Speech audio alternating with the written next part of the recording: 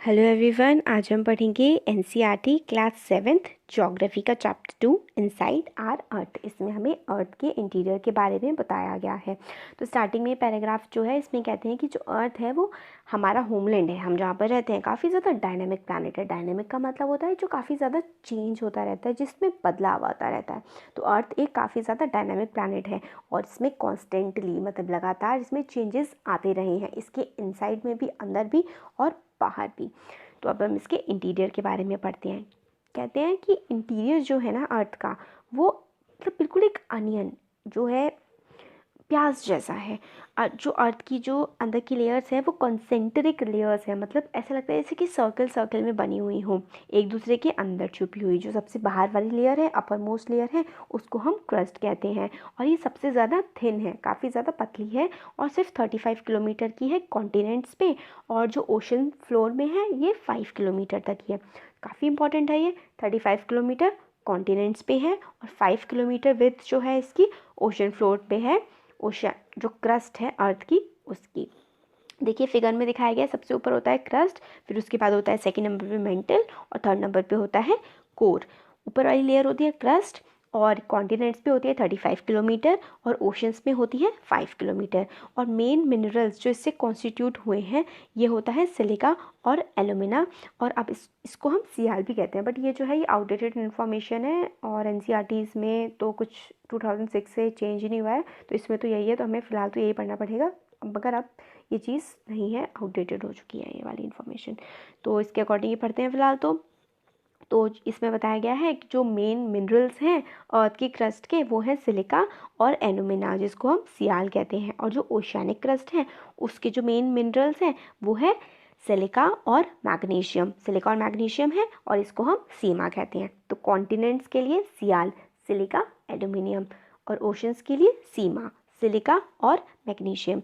फिर just beneath the crust, जो crust के जस्ट नीचे आती है मेंटल, और उसकी जो डेप्थ है वो है 2900 किलोमीटर। क्रस्ट की कितनी थी? 35 किलोमीटर थी हमारी कॉन्टिनेंट पे, 5 किलोमीटर थी हमारी ओशंस पे। और फिर जस्ट मेंटल की जो है वो कितनी ज़्यादा डेप्थ है? 2900 किलोमीटर। देखिए यहाँ पे हम लोगों ने अर्थ के अंदर वाला स्ट्रक्चर देख लिया। अब ये वाला देखते हैं कॉन्टिनेंटल। देखिए क्रस्ट है जो ब्राउन ब्राउन कलर की है, फिर जो पहाड़ और ग्रीन वाला एरिया है ये हमें दिखाया गया है, ये कॉन्टिनेंट्स है। फिर ओशन, और फिर ओशन के नीचे हमें दिखाया गया है इतनी जो डीप है ये ओशियानिक क्रस्ट है। तो मेंटल की जो डिस्टेंस है वो है 2900 किलोमीटर। इससे पहले हम थोड़ा सा ये डू यू नो वाला जो पार्ट होता है काफ़ी इंपॉर्टेंट होता है, इसको ध्यान से पढ़ना चाहिए। इसमें हमें बताते हैं कि जो डीपेस्ट माइन है वर्ल्ड की, सबसे ज़्यादा गहरी जो माइन है वो साउथ अफ्रीका में है, जिसकी डेप्थ है 4 किलोमीटर। और वो खोदी गई थी इंजीनियर्स के द्वारा कि यहाँ पे हमें ऑयल मतलब मिल जाएगा। और वो 6 किलोमीटर तक इंजीनियर्स ने खोद दी थी कि हम लोगों को मिल जाएगा ऑयल इस चक्कर में। और इसमें आगे बताते हैं कि अगर हमें सेंटर ऑफ द अर्थ पे पहुंचना है तो हमें जो होल टिक करना पड़ेगा वो करना पड़ेगा 6000 किलोमीटर का ओशन फ्लोर से। तो बहुत ही ज़्यादा है करना। फ़िलहाल तो इम्पॉसिबल टाइप का ही है, पॉसिबल नहीं है फ़िलहाल। अब हमें आगे बताते हैं इसमें कि जो क्रस्ट है उसकी जो डेप्थ है वो है 2900 किलोमीटर्स। और इनर मोस्ट लेयर जो है वो है कोर, और जिसका जो रेडियस है वो है अबाउट 3500 किलोमीटर। और वो मेनली बनी हुई है निकल और आयरन की, जिसको हम बोलते हैं नाइफ। ठीक है, क्यों बोलते हैं नाइफ? क्योंकि हम लोगों ने ना इनिशियल लिए हुए हैं। देखिए निकल का इनिशियल क्या है? NI। आयरन के लिए हम लोग, आयरन का जो सिंबल है वो होता है Fe। तो NiFe नाइफ बोलते हैं। इनर मोस्ट लेयर है कोर।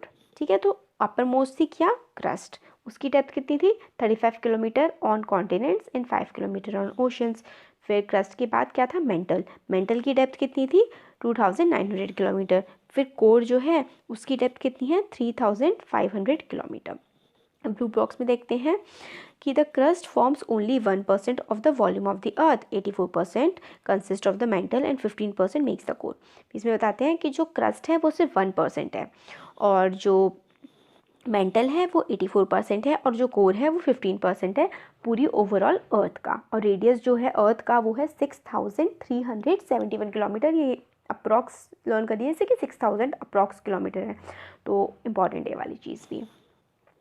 अब रॉक्स एंड मिनरल्स के बारे में पढ़ते हैं कि रॉक्स क्या होती हैं।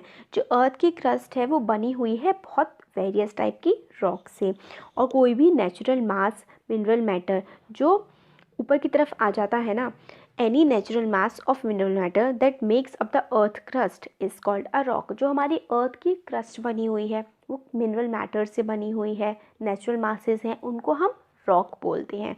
और जो रॉक्स होती हैं वो डिफरेंट तरीके की हो सकती हैं, उनका जो रंग है वो अलग हो सकता है, साइज़ अलग हो सकता है, वो छूने में कैसी है, उनका टेक्सचर जो है वो भी काफ़ी अलग हो सकता है। तो मेजर 3 टाइप की रॉक्स होती हैं। पहली होती है इग्नियस, सेडिमेंट्री और मेटामॉर्फिक। तो मेजर बहुत ही ज़्यादा इम्पॉर्टेंट चीज़ है एग्ज़ाम्स के लिए भी, स्कूल के एग्ज़ाम्स के लिए अगर आप ये देख रहे हैं तो भी, यूपीएससी के लिए देख रहे हैं, स्टेट पीएससी के लिए देख रहे हैं, ये वाला जो पार्ट है ना रॉक्स एंड मिनरल्स बहुत ज़्यादा इंपॉर्टेंट है। तो 3 मेजर टाइप की रॉक्स जो होती हैं वो थी इग्नियस, सेडिमेंट्री और मेटामॉर्फिक। तो अब हम लोग देखते हैं कि क्या कैसे कैसे ये बनती है। जो मॉल्टन मैग्मा, मॉल्टन मतलब होता है पिघला हुआ जो मैग्मा होता है, जब वो ठंडा होता है तो वो सॉलिड बन जाता है।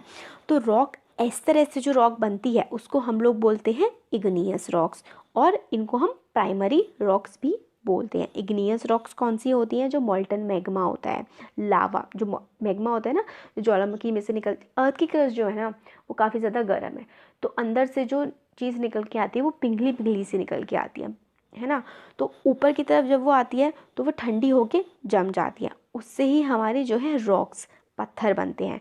इसको हम बोलते हैं इग्नियस रॉक्स, और इनको हम प्राइमरी रॉक्स भी बोलते हैं। इग्नियस रॉक्स जो हैं वो भी 2 तरीके की होती हैं, एक होती है इंट्रूसिव रॉक्स और एक होती है एक्सट्रूसिव रॉक्स। इंट्रूसिव रॉक्स का मतलब है, देखिए इन का मतलब होता है अंदर, जो अंदर अर्थ के अंदर ही जो रॉक्स रह गई होती हैं और के अंदर रह के जो रॉक्स बनती हैं उनको हम इंट्रूसिव रॉक्स कहते हैं, और जो अर्थ के सरफेस पे आकर के बनती हैं उनको हम एक्सट्रूसिव रॉक्स बोलते हैं। तो यही बोला गया है कि जो लावा है वोल्केनोज में से निकलता है।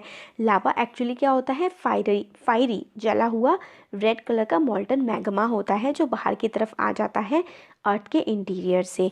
और ये जो मॉल्टन लावा होता है जब कम अर्थ के सरफेस पे आता है वो एकदम से ठंडा होता है और वो सॉलिडिफाई हो जाता है। तो इस तरीके से जो रॉक्स बनती हैं वो उनको हम एक्सट्रूसिव इग्नियस रॉक्स बोलते हैं। जैसे कि बोल दिया ना, बताया ना मैंने कि जो बाहर आके बन जाती हैं उनको हम एक्सट्रूसिव इग्नियस रॉक्स बोलते हैं। और इनका जो टेक्सचर होता है ये काफ़ी ज़्यादा फाइन होती है, मतलब काफ़ी ज़्यादा बारीक होती हैं। और इनका एग्जाम्पल है बसाल्ट, बहुत इंपॉर्टेंट है, बहुत बहुत इंपॉर्टेंट है। एक्सट्रूसिव इग्नियस रॉक्स का एग्जाम्पल फट से दिमाग में आना चाहिए, बसाल्ट। एक्सट्रूसिव इग्नियस रॉक्स कोई बोले और बसाल्ट आपके माइंड में आए, ऐसा होना चाहिए।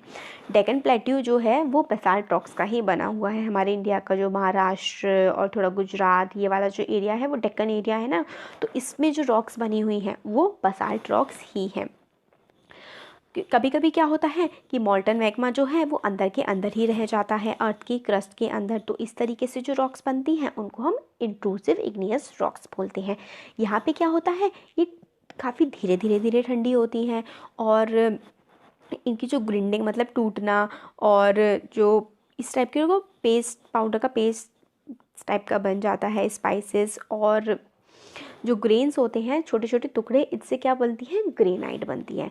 तो एक्सट्रूसिव बाहर वाली जो इग्नियस रॉक्स होती हैं वो होता है बसाल्ट, और जो अंदर वाली होती हैं वो क्या होती हैं? इग्नियस रॉक्स, हमारी ग्रेनाइट उनका एग्जाम्पल होता है।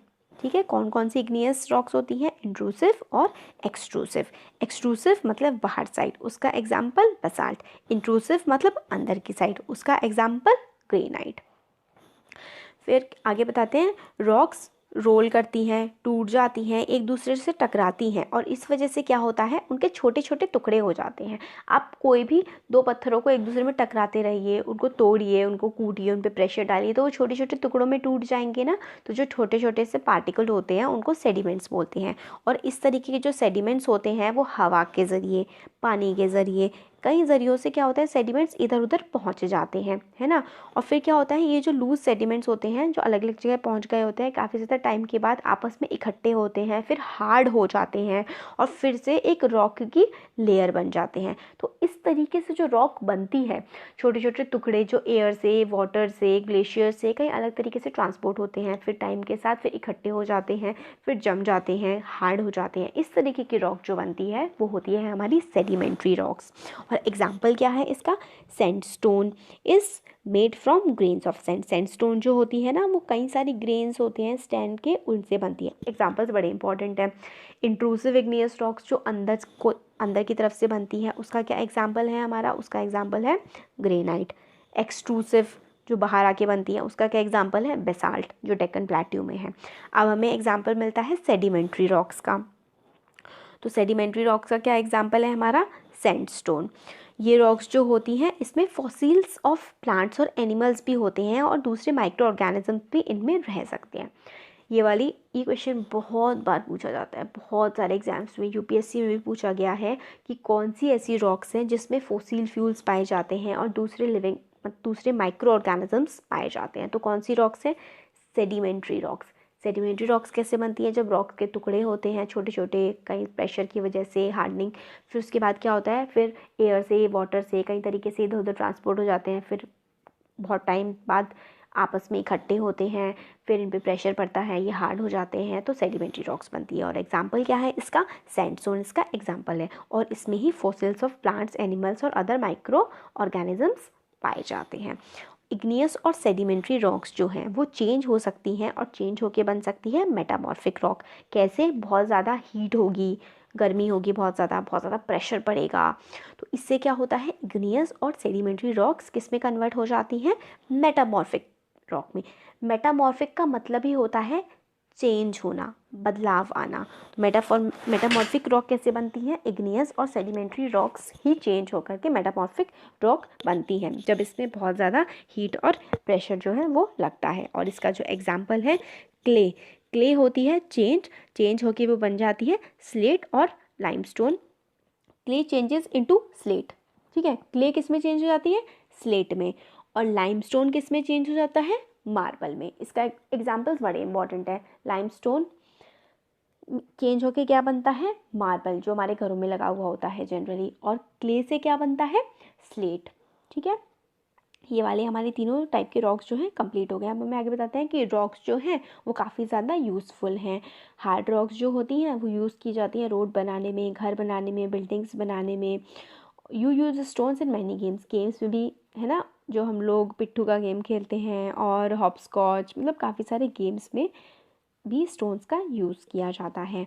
अब इसमें आगे बोलते हैं कि आप लोग को सरप्राइज़ होगा कि जो ये जान के कि जो एक टाइप की रॉक है वो दूसरे टाइप में कन्वर्ट हो सकती है, एक साइकिल टाइप की बनती है। और process of transformation of rock from one to another is known as rock cycle. मतलब एक टाइप की जो रॉक है वो दूसरी रॉक में कन्वर्ट हो सकती है। ये देखिए साइकिल दी हुई है, बड़ी इंपॉर्टेंट है ये।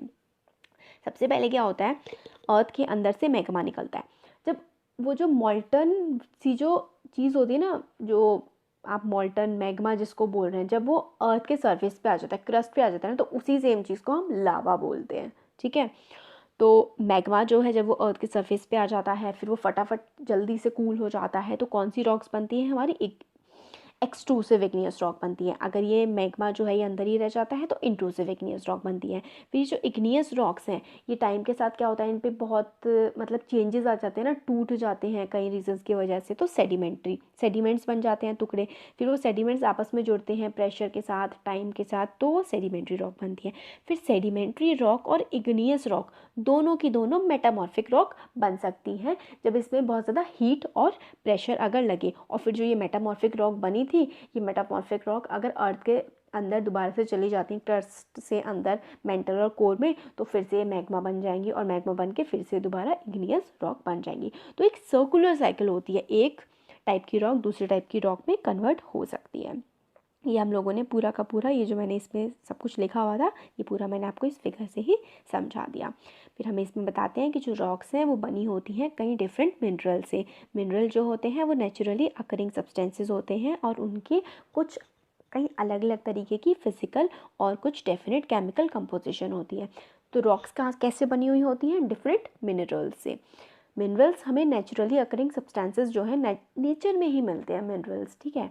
मिनरल्स जो है नेचर में मिलते हैं, उनकी अलग अलग फिजिकल और केमिकल कंपोजिशन होती हैं, और मिनरल्स काफ़ी ज़्यादा इंपॉर्टेंट होते हैं ह्यूमन काइंड के लिए, हम लोगों के लिए। और कुछ एग्जांपल्स हैं मिनरल्स की, जैसे कि कोयला हम लोग जलाते हैं, नेचुरल गैस, जो घर में हमारा जो गैस यूज़ करते हैं वो नेचुरल गैस ही तो है। पेट्रोल जो अपने कार और स्कूटी और हर चीज़ में डालते हैं, ये सारे के सारे मिनरल्स हैं। इंडस्ट्रीज़ में भी हम यूज़ करते हैं, जैसे कि आयरन हो गया, गोल्ड, गोल्ड के लिए तो दीवाना है हमारा देश, वो गोल्ड भी एक मिनरल है, यूरेनियम।